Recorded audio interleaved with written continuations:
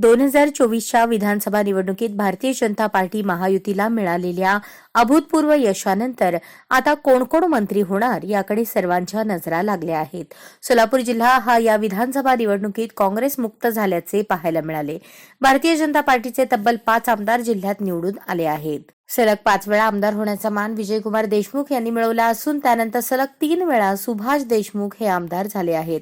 सलग 2 वेळा अक्कलकोटचे सचिन कल्याण शेट्टी आणि मंगळवेढ्याचे समाधान आवताडे हे आमदार झाले आहेत.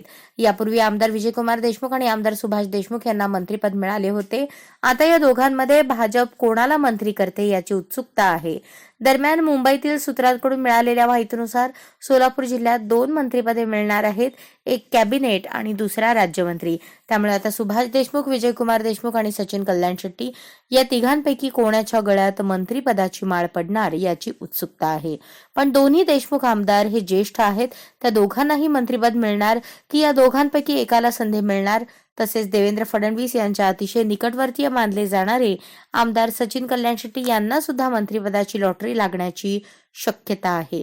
गेल्या 5 वर्षात परका पालकमंत्री सोलापूर जिल्ह्याला मिळाला, परंतु यंदा हक्काचा पालकमंत्री मिळणार आहे. त्यामुळे सोलापूर जिल्ह्याचा पालकमंत्री आता कुणाच्या रूपात पाहायला मिळतोय हे पाहणे महत्त्वाचे ठरणार आहे.